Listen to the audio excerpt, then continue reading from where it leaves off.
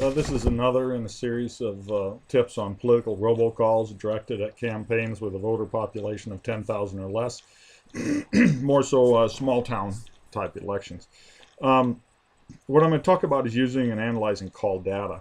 And one of the things that most political consultants that I've worked with, none of them go and drag out the call data from the call that was made to see who listened to the call, how long it lasted, what really went on. I think that's a horrible mistake. If this is a really good one for you folks that are trying to run your own campaign, you can really get an edge on the other side if you analyze your data carefully. It takes a little time, takes a little bit of manipulation of a spreadsheet. Again, you're going to need to know how to use those spreadsheets, or it'll be a little bit tougher for you to do. Sometimes the robocall service will let you line things up by call completed and so on the actual robocall portal. That's the one I use. I can look at there, and I rarely download them. But downloading gives you a little bit more opportunity to analyze data. Now, the basics I look at is call completion data. How many people listen to your whole call?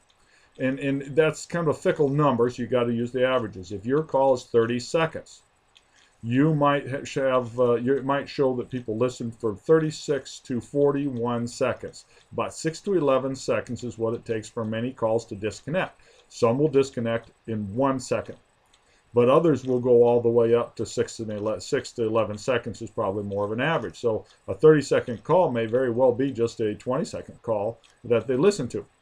Don't worry about it. You just go by the averages and go with the 30 seconds. If your call is 30 seconds, they listen to the whole 30 seconds. Then that's good enough to say you had a call completion on that particular phone call. Now, if you have a real long ending because you have a real long name of your committee and some kind of a tag that you got to put on that takes 10 seconds, you could certainly cut that off too. Nevertheless, what you're looking for is to get an idea of how many people listen to your entire message. Not 20 seconds of your message, not 10 seconds, the entire message.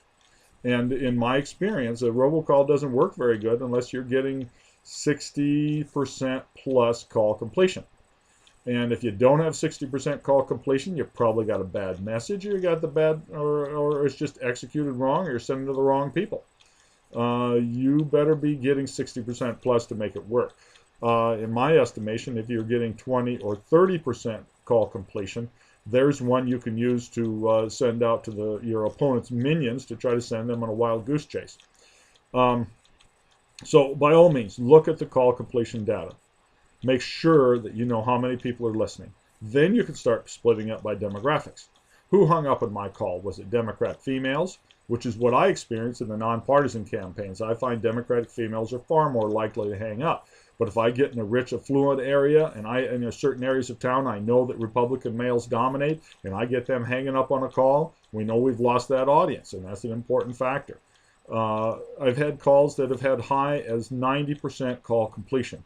The message was so interesting and so good, and in that campaign we won by 2-to-1 margin. I've also had calls that have been up in the 80%. Every call that I did lost by a 60 to 40%.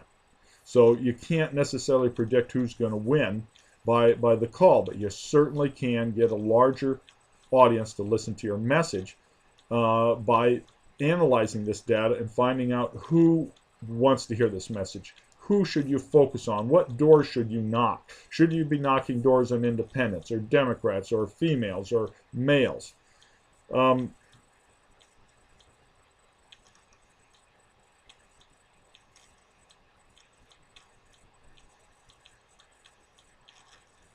That's about it. I'm just checking my notes to see if there's anything else, and that's all I want to tell you about using call data.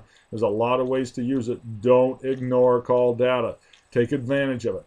It's a free surveying service. Good luck in your political call.